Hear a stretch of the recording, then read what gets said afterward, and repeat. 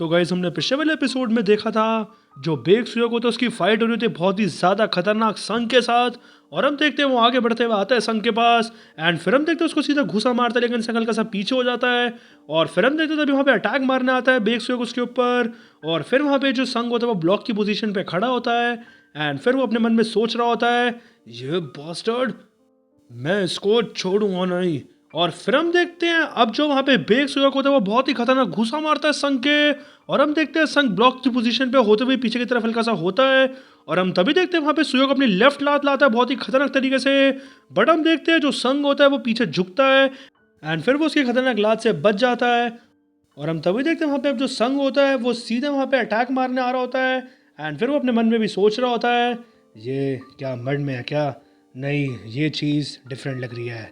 यहाँ पे काफ़ी ज़्यादा वे मोर ओपनिंग्स है इस केस में। तो फिर और हम तभी देखते हैं वहाँ पे जो संघ होता है वो घुसा बजाता है सीधा वहाँ पे सुयोग के। बट हम देखते हैं सुयोग ब्लॉक की पोजीशन में होता है। और फिर हम देखते हैं जो बेग सुयोग होता है उसने संघ के घूसे को बहुत ही खतरनाक तरीके से पकड़ लिया होता है। और हम तभी देखते हैं सीधे उसके पेट पे घूसा बजाता है बहुत ही तेज। और फिर हम देखते हैं संघ के मुंह से खून बाहर निकल आता है। और फिर संघ अपने मन में सोच रहा होता है इसकी स्ट्रेंथ ये तो रिडिकुलस हो गई है। और फिर हम देखते हैं जो सुयोग होता है वो खींच के घुसा मारता है संघ के मुंह पे। बट हम देखते हैं संघ ने अपना बचाव कर लिया होता है बट वो तभी भी हवा में उड़ते हुए पीछे जा रहा होता है। और फिर जो संघ होता है वो अपने मन में सोचता है इसकी फिजिकल एबिलिटीज़, इसकी फ्लेक्सिबिलिटी एंड ये चीज़ मेंशन करना मैं भूल नहीं सकता, इसकी सेंसेस ये सारी चीज़ें इम्पोर्टेंशली इम्प्रूव हो गई है। इसकी करंट पावर अब ये मेरे से भी ज़्यादा हो चुकी है।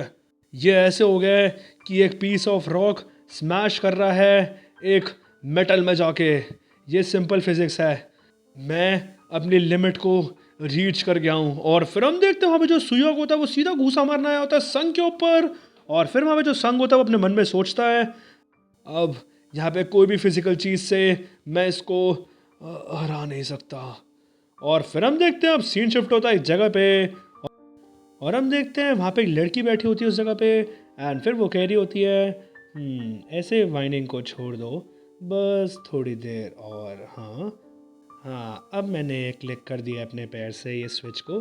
ये जो स्विच होता है काफ़ी ज़्यादा दूर है ना। हाँ और फिर हम देखते हैं ये लड़की और कोई नहीं पाक हिजन की वही दोस्त होती है एंड फिर हम देखते हैं वो चश्मा पहनती है एंड फिर वो कह रही होती है ओके अब मुझे एक्सप्लेन करने दो सारी चीज़ों को।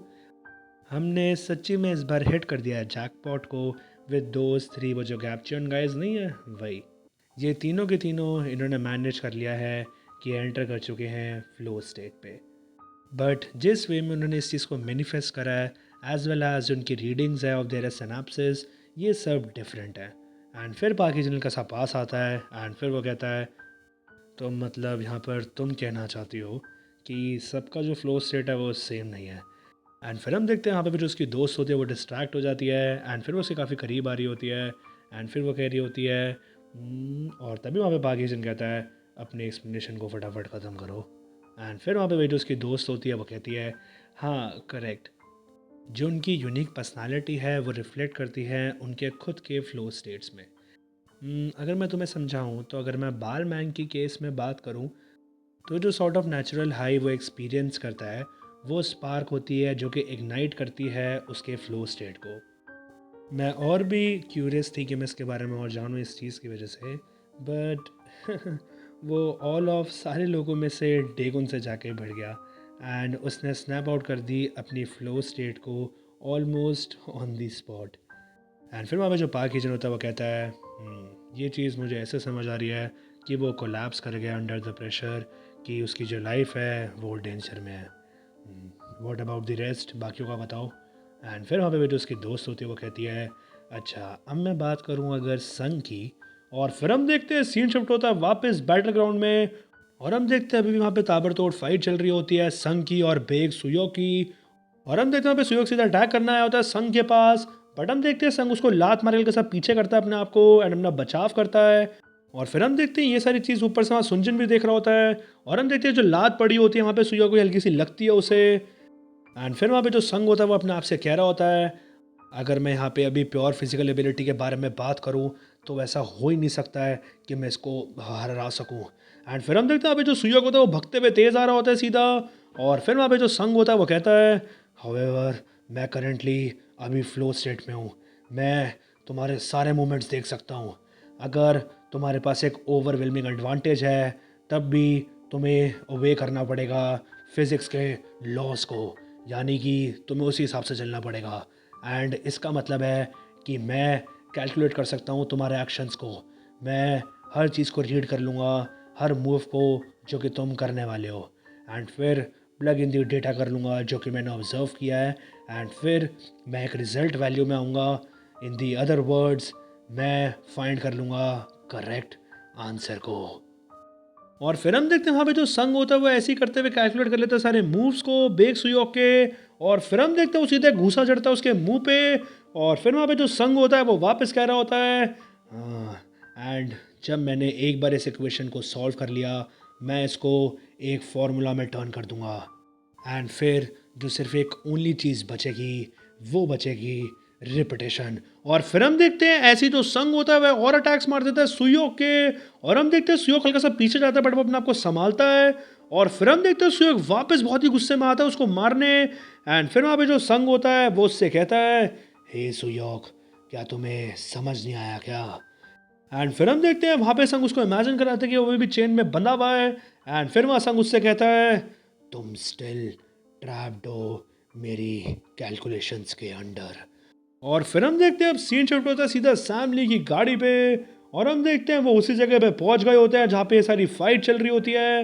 एंड फिर वहाँ पे जो सैम ली होती है वो कहती है मैं इसके आगे नहीं जा सकती, ये रिस्ट्रिक्टेड जगह है। एंड फिर हम जहाँ पे आगे गाड़ी खड़ी होती है।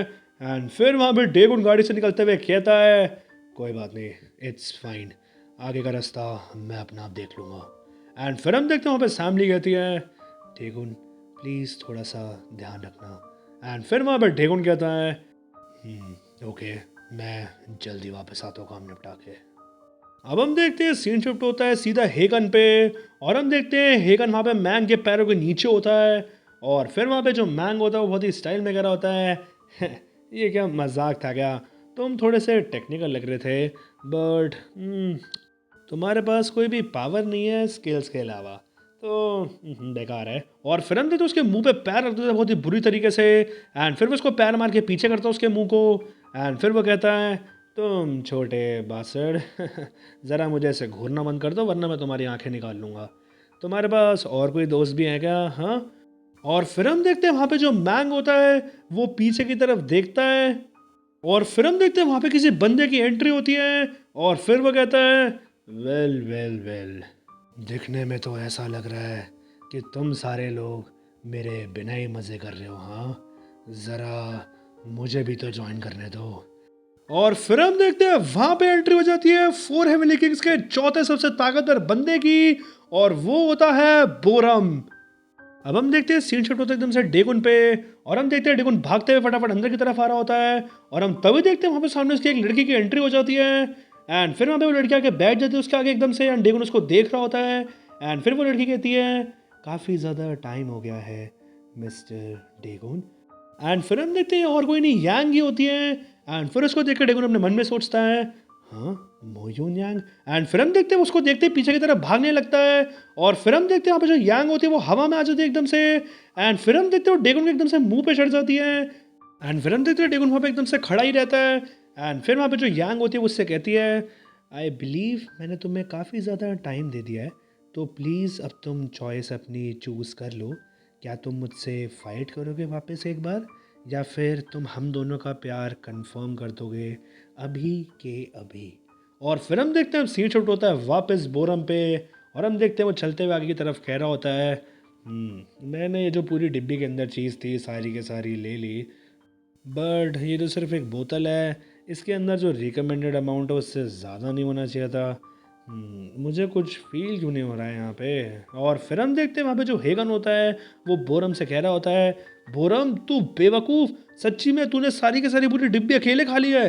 क्या तू सच्ची में भूल गया है आखिरी बार तेरे साथ क्या हुआ था तू? और हम तभी देखते हैं वहाँ बोरम कहता है चुप रह तू कमज़ोर, इस टाइम पे तू मुझे वैसे ही बहुत ज़्यादा पैथेटिक लग रहा है, तेरे को देखने का भी मन नहीं कर रहा मेरा यहाँ पे। और फिर हम देखते हैं वो जो बोरम होता है वो मैंग से कहता है तो यहाँ पे तू है हाँ? तू ही है जो कि यहाँ पे ये मर्ड को स्प्रेड कर रहा है, हाँ? सारे की सारी डिबिया यहाँ पे मुझे दे दे अगर तू चाहता है कि तेरे साथ सब अच्छा ही हो। नहीं, रुक जा। यहाँ पे अब बात करना थोड़ी सी बोरिंग हो जाएगी बोरम के लिए, राइट? मैं ज़रा यहाँ पे टेस्ट तो कर लूँ इसके इफ़ेक्ट्स क्या होने वाले एनीवेज। और फिर हम देखते हैं यहाँ पे जो मैंग होता है वो कहता है, तो तुमने यहाँ पे पूरी बोतल खा लिया है। सच में तुम काफ़ी इंटरेस्टिंग आए हो। मैंने भी ऐसी ये चीज़ करने की सोची थी, बट मैंने नहीं सोचा था कि तुम्हारे जैसा एकदम इतना फुलिश इंसान एक्चुअली में ये चीज़ कर देगा। अब मुझे काफ़ी अच्छा फील हो रहा है। किसी का यहाँ पे समझदारी यानी कि आईक्यू मुझसे कम है। मैं काफ़ी ज़रा समझदार फील कर रहा हूँ। तो यहाँ पे एक फ्री टिप है। जस्ट बिकॉज तुमने यहाँ पे मड ले लिया है, इसका मतलब ये नहीं है कि तुम एंटर कर जाओगे फ्लो स्टेट में। और फिर हम देखते हैं तभी वहाँ पे जो मैंग होता है वो स्पीड में आता है सीधा वहाँ पे बोरम की तरफ। और फिर हम देखते हैं वहाँ पे जो बोरम होता है वो शांति से खड़ा होता है सामने की तरफ। और फिर वहाँ पे वो कुछ नहीं कह रहा होता। एंड फिर जो मैंग होता है वो कह रहा होता है, तुम्हें सबसे पहले टैलेंट चाहिए बिफोर तुम इसके इफेक्ट्स देख सको। और फिर हम देखते हैं वहाँ पे जो बोरम होता है वो सीधा मुंह पे घूसा खा लेता है। और हम देखते हैं उसे कुछ होता ही नहीं लेकिन। और हम देखते हैं वो हाथ के आते सीधा वहाँ पे घूसा मारता है मैंग के मुंह पे। और हम देखते हैं मैंग उड़ता उड़ता पीछे की तरफ जा रहा होता है घूसा खाने के बाद। एंड फिर वो अपने आप को थोड़ा सा संभालता है। एंड फिर वो उसकी तरफ देखता है। और तभी वहाँ पे जो बोरम होता है उसकी आंखें एकदम से चमकने लग जाती है येलो कलर में। एंड फिर वहाँ पे वो उससे कहता है, मैं तुम्हें ये चीज़ बताना तो भूल ही गया, मैं थोड़ा सा अलग किस्म का आदमी बना हूँ। अब हम देखते हैं सीन शिफ्ट होता है वापस डेगुन पे। और हम देखते हैं यहाँ पे जो यांग होती है वो उसके मुंह से उतर जाती है एकदम से नीचे। एंड फिर वो उससे कहती है, आई एम सॉरी, मैं भूल गई थी एंड मैं ज़्यादा ही ओवर स्टेप कर गई। चलो पहले स्टार्ट करते हैं एक दूसरे से बात करना ताकि हम एक दूसरे को और अच्छे से जान पाएँ। और हम तभी देखते हैं हमारा डेगुन कहता है, आज मैं थोड़ा सा बिज़ी हूँ तो प्लीज़ क्या तुम, इट्स राइट ओवर देयर, मुझे थोड़ा सा काम है, मुझे ज़्यादा टाइम नहीं लगेगा। तो एंड फिर हम देखते तभी वहाँ पे यांग कहती है, जो लोकी है उसने अपनी चाल चलना स्टार्ट कर दिया है। एंड फिर हम देखते वहाँ पे डेगुन कहता है, लोकी ये कौन है? ओके। एंड फिर हम देखते डेगुन एकदम से याद करता है। एंड फिर उसे याद आता है कि लोकी वही है जो कि उसने भी गाड़ी में बंदे को देखा होता है। एंड फिर वो अपने मन में सोच रहा होता है, क्या ये, आई थॉट मैंने इसको रिकग्नाइज कर लिया। और फिर हम देखते हैं सीन शिफ्ट होता है एकदम से पास में। और हम देखते हैं वहाँ पे हम एक बहुत ही खतरनाक बंदे को देखते हैं जिसकी बॉडी बनी हुई होती है। एंड फिर हम देखते हैं वही बंदा पास में कह रहा होता है, मैं सियोंग रॉक जैंग हूँ। आज मैं थोड़ा सा बोर हो गया था तो मैंने सोचा मैं थोड़े से तुम्हारे स्कूल के बच्चों के साथ खेल लूँ। और फिर हम देखते हैं वो बंदा और कोई नहीं पास में लोकी ही होता है। एंड फिर हम देखते हैं उसने काफ़ी सारे बंदे को वहाँ पे निपटा दिया होता है। और फिर हम देखते हैं वहाँ पे एक सामने बंदा भी खड़ा होता है। एंड फिर वहाँ पे लोकी उससे कहता है, तुम दोनों में से यहाँ पे पाक हीजिन कौन है? एंड फिर हम देखते हैं वहाँ पे पाक हीजिन और डेगुन खड़े होते हैं सामने। एंड हम देखते हैं उन्होंने अपनी पुराने स्कूल की यूनिफॉर्म पहनी हुई होती है। एंड फिर वहाँ पे जो डेगुन होता है पास में वो कहता है, हाँ ये यहाँ पे जोकर कौन है? एंड ये तो जो किड्स हैं वो तो हमारे स्कूल के तो नहीं लगते। एंड फिर वहाँ पे जो पाक हीजिन होता है वो कहता है, मैं इस चीज़ को हैंडल कर लूँगा, ये मेरे लिए यहाँ पे आया ना तो ऑब्वियसली ये कोई एक बेवकूफ़ तो नहीं होगा। एंड फिर हम देखते हैं वहाँ पे जो पाक हिजन होता है वो रनअप ले लेता है सामने लोकी की तरफ। और फिर हम देखते हैं वो हवा में उड़ते हुए सीधा एक अटैक मारता है। और हम देखते हैं सीन शूट होता है पास में कुछ देर बाद में। और हम देखते हैं वहाँ पे जो ड्रैगन होता है वो कह रहा होता है, वॉट द, हाँ ये सच्ची में एक जोकर ही था, मैंने सही कहा। और फिर हम देखते हैं वहाँ पे जो लोकी होता है वो ज़मीन पे लेटा हुआ होता है पास में। और हम देखते हैं पाक हिजन ने बस अपने एक अटैक से उसको गिरा दिया होता है। और फिर अब इन सब चीज़ों को याद करते हुए सीन शिफ्ट होता है सारा वापस प्रेजेंट में। और हम देखते हैं डेगन अपने आप से ही कह रहा होता है, हम मुझे याद आया। एंड फिर वो वहाँ पे यांग से कहता है, अच्छा तो वो मुझे कुछ स्पेशल इंसान तो नहीं लगा था, तो मुझे उसके बारे में चिंता करने की क्यों ज़रूरत है? एंड फिर वहाँ पे यांग कहती है, वो भी करेंटली ब्रांच मैनेजर है सियोल का। एंड उसकी पहले से काफ़ी ज़्यादा ट्रमेंडस तरीके से पावर लेवल बढ़ी है। आई डोंट थिंक कि वो तुम्हारे लिए प्रॉब्लम वैसे क्रिएट कर पाएगा, बट क्या होगा अगर वो ऐसे ही करते हुए सबके लिए ही प्रॉब्लम क्रिएट कर दे?